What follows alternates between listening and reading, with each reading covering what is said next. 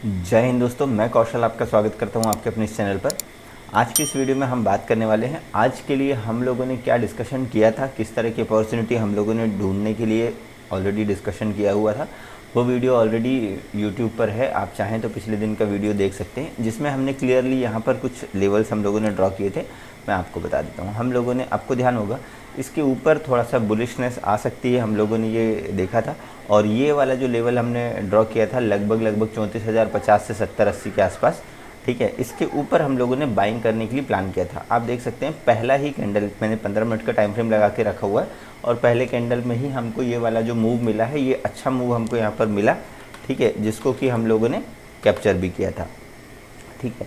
कल कुछ पोजीशंस मेरी होल्ड पर थी और उसमें एसएल ज़रूर हिट हुआ था और उसके बाद यहाँ पर उस एसएल को हम लोगों ने कवर अप कर लिया, ठीक है। उसके बाद कोई भी ट्रेड हम लोगों ने प्लान नहीं किए थे। दोपहर में ज़रूर हम लोगों ने एक ट्रेड प्लान किया था और उसमें अच्छा खासा हमको बेनिफिट मिला है, जो कि है लगभग यहाँ पर आपको मैं क्लियरली एक चीज़ और दिखाता हूँ, ठीक है। ये वाला जो आपको एक कैंडल दिखाई दे रहा होगा ये, ठीक है, ठीक। इस कैंडल को क्या बोलते हैं आप लोग कमेंट में मुझे बताइएगा। इस कैंडल के बाद जिस तरह से यहाँ पर क्लोजिंग मार्केट ने दी है, ठीक है, मैंने ये ट्रेड लिया था लगभग यहाँ पर, ठीक है। और उसके बाद मार्केट ने यहाँ से लेकर शार्प आपको 1 घंटे के अंदर अच्छे मूव दिए हैं, ठीक है। तो होप सो आप लोगों ने ये मूव कैप्चर किए होंगे, ठीक है। जो हम लोगों ने बाय था ये वाला तो हम लोगों ने ऑलरेडी एनालिसिस कर लिया था, बट रियल टाइम पर भी आपको कुछ डिसीजंस लेने होते हैं जो कि मार्केट के कैंडल स्टिक्स को देखने पर ही आप डिसाइड कर सकते हैं। देखिए, यदि आप मार्केट पर नए हैं तो आपको रोज़ाना मार्केट से कुछ ना कुछ लर्निंग्स मिलेंगी, ठीक है, कुछ ना कुछ आपकी गलतियाँ होंगी और उन गलतियों से यदि आप सीख रहे हैं, ठीक है, तो ही आप प्रॉफिटेबल ट्रेडर हो सकते हैं, ठीक है, तो ही आप अपना प्रॉफिट को जो है वो सेव कर सकते हैं। यदि आप अपनी गलतियों से सीखेंगे नहीं, आप अपनी लर्निंग्स को सेव नहीं करेंगे, ठीक है, आप लर्न नहीं करेंगे तो आप अर्न नहीं कर सकते, ठीक है। ये चीज़ें बिल्कुल आप ध्यान रख लीजिए, ठीक है। चलिए कोई बात नहीं, अब हम लोग देखते हैं कि मार्केट पर हमको आज के दिन किस तरह की मूवमेंट दिखी, ठीक है। यहाँ पर मैंने स्नैपशॉट लगा के रखा हुआ है और एडवांस डिक्लाइन रेशियो की मैं यदि बात करूं तो एडवांस डिक्लाइन रेशियो में 1.02 का एडवांस डिक्लाइन रेशियो है। 2210 स्टॉक्स में से 1043 स्टॉक्स जो थे वो थे गिरने वाले, ठीक है, और 1067 स्टॉक्स जो थे वो बढ़ने वाले थे। अब यदि FII DII एक्टिविटी में कुछ चीज़ें जो है वो बहुत खास हुई हैं, वो मैं आपको बता देता हूँ, ठीक है। FII काफ़ी दिनों से कंटिन्यू सेलिंग किए हुए थे, ठीक है। आज FII ने जो है वो बाइंग की है 1295 करोड़ की और DII ने जो है वो सेलिंग की है 257 करोड़ रुपीस की, ठीक है। ये चीज़ थोड़ी सी इंटरेस्टेड हुई है। और यदि ब्रॉड मार्केट इंडाइसिस की यदि हम बात करें तो इंडियन मार्केट में लगभग सारी इंडाइसिस में आपको जो है वो प्रॉफिट बुकिंग दिखाई दे रही है, ठीक है। सिर्फ थोड़ी मोड़ी जो बाइंग दिखाई दी है वो स्मॉल कैप और माइक्रो कैप्स में दिखाई दे रही थी और नेक्स्ट 50 वाले स्टॉक्स में, ठीक है। तो ऑब्वियस सी बात है कि यदि इनमें हमको बाइंग दिखाई दी है और आज जो है वो FII ने भी जो बाइंग की है, तो होप सो कि इन्हीं सेक्टर्स में जो है वो आज के दिन बाइंग हुई होगी, ठीक है। दोस्तों चलिए हम बात कर लेते हैं कल के लिए। कल के लिए यदि मैं निफ्टी की बात करूं तो निफ्टी में आपको जो है PCR का जो लेवल दिखाई दे रहा है 0.79 है। इसका मतलब ये होता है कि कॉल राइटिंग जो है वो बहुत हैवी हो रखी है, ठीक है। और पिछले यदि हम दिन की बात करें उस पर भी एक नज़र डालेंगे। बैंक निफ्टी की यदि हम बात करें तो बैंक निफ्टी का जो PCR है 0.91 है। इसका मतलब कि कॉल राइटिंग बैंक निफ्टी में बहुत हैवीली हो रखी है पुट राइटिंग की अपेक्षा। इस चीज़ को हम चार्ट पर भी समझने की कोशिश करेंगे, ठीक है। यहाँ पर दोस्तों मैंने यहाँ पर ये चार्ट लगा कर रखा हुआ है। कल जो हमको कॉल राइटिंग और पुट राइटिंग के जो लेवल्स दिखाई दे रहे थे वो कल हमको 34,000 के आसपास पुट राइटिंग काफ़ी हैवी दिखाई दे रही थी, बट आज जो है आज 34,000 पर हमको सबसे ज़्यादा कॉल राइटिंग दिखाई दे रही है। इसका मतलब ये है कि मार्केट पर जो है पहले कॉल राइटर्स जो थे वो ट्रैप हुए, ठीक है। अब उसके बाद मार्केट में जो है वो पुट राइटर्स जो है वो ट्रैप हो रहे हैं, ठीक। ये सारी चीज़ें चलिए चार्ट पर एक बार गौर से देखते हैं कि हमको क्या दिखाई दे रहा है और मार्केट हमको क्या, चार्ट की अपनी एक लैंग्वेज है और चार्ट हमको क्या कहना चाह रहा है, ठीक है। ये लेवल्स मैं यहाँ पे हटा देता हूँ जो हम लोगों ने कल के लिए ड्रॉ करके रखे थे, ठीक।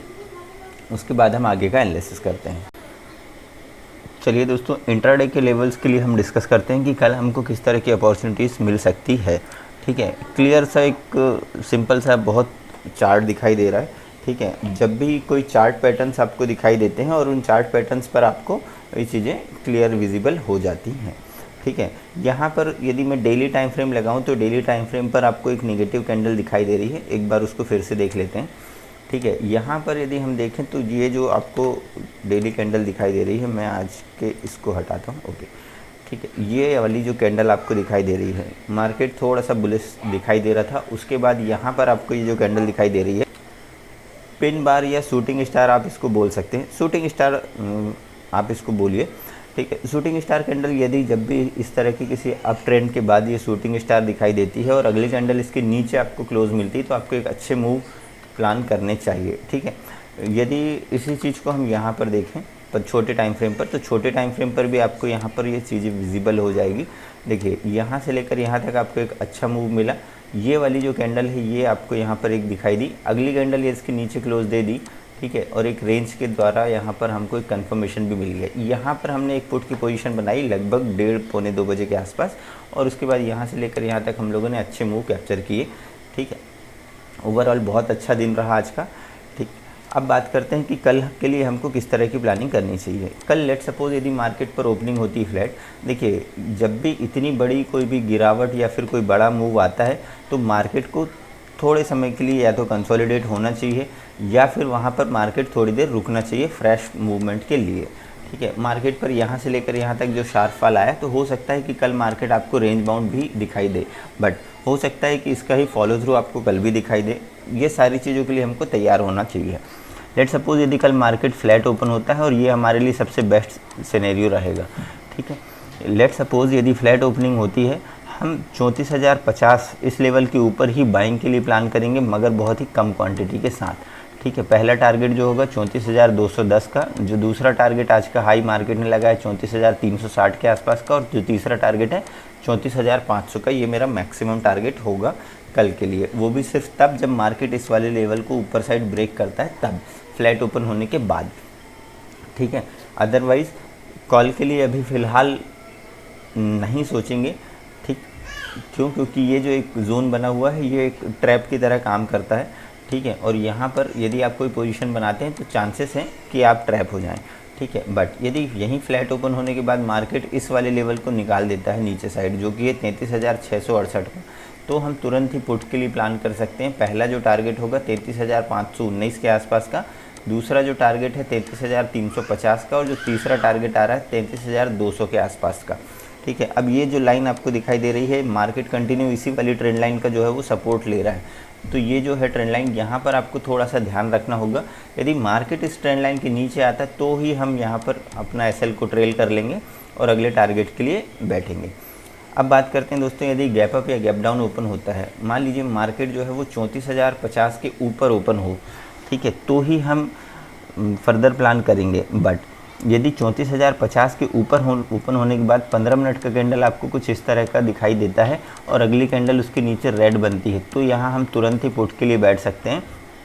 ठीक है, आज का लो जो होगा, जो आज की क्लोजिंग है, ये मेरे लिए पहला टारगेट होगा, और जो दूसरा टारगेट है 33,700 के आसपास, 33,650 के आसपास, और जो तीसरा टारगेट है 33,500 तक का, ये मेरा तीसरा टारगेट होगा। यदि गैप अप ओपन होने के बाद मार्केट नीचे आता है तो गैप अप ओपन होने के बाद यदि थोड़ी देर वेट करेंगे, मार्केट कंसोलिडेट होता है और इस तरह की रेंज बनाता है और इसको ऊपर साइड ब्रेक करेगा, तो ही हम कॉल के बारे में सोच सकते हैं, मगर सिर्फ 25% क्वांटिटी के साथ। यदि आप 4 लॉट पर ट्रेड करते हैं तो आप कोशिश कीजिएगा कि सिर्फ 1 लॉट पर ही ट्रेड करें, या फिर आप कॉल को इग्नोर भी कर सकते हैं कल के लिए।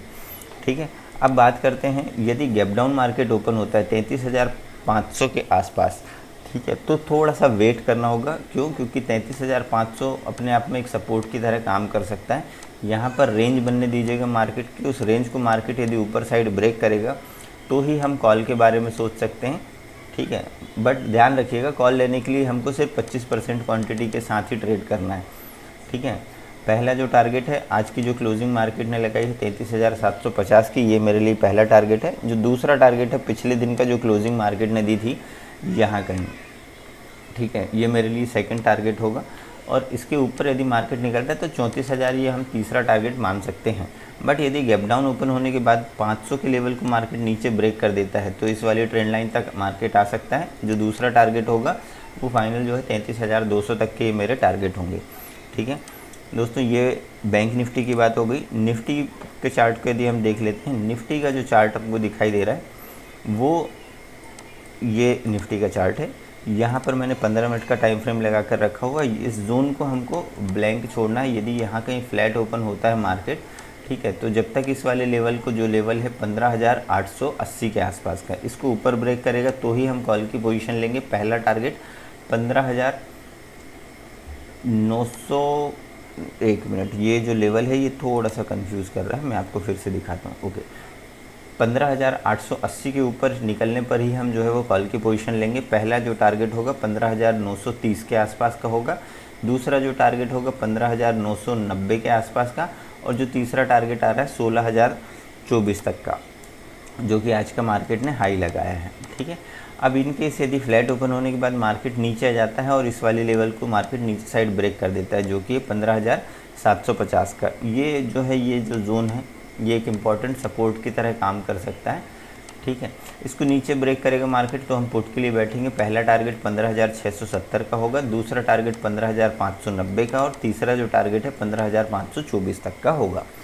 ठीक है, गैप अप या गैप डाउन वाले सिनेरियो पर तब थोड़ा सा वेट करना है। इतने बड़े मूव के बाद यदि गैप अप या गैप डाउन मार्केट ओपन होता है तो हो सकता है कि मार्केट कुछ समय वहाँ पर बिताए, थोड़ा वहाँ पर टाइम स्पेंड करें, और उस रेंज को यदि मार्केट ऊपर या नीचे ब्रेक करेगा तो हम उस रेंज को ट्रेड करेंगे। निफ्टी में खासकर जिस तरह की वो रेंज बनेगी और उसके ब्रेकआउट या ब्रेकडाउन होने पर ट्रेड करेंगे, दोनों ही सिनेरियो में।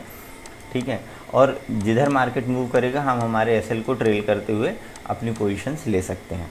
ठीक है दोस्तों, ये तो थी निफ्टी और बैंक निफ्टी का एनालिसिस वीडियो यदि पसंद आए तो वीडियो को लाइक कीजिएगा, चैनल पर नए हैं तो सब्सक्राइब कर बेल आइकन को प्रेस करें ताकि आने वाले इन्फॉर्मेटिव वीडियोस के नोटिफिकेशन आपको मिल सकें, और ये वीडियो उन तक शेयर करें जिनको इस तरह के वीडियो की ज़रूरत है और कुछ सीखना चाह रहे हैं।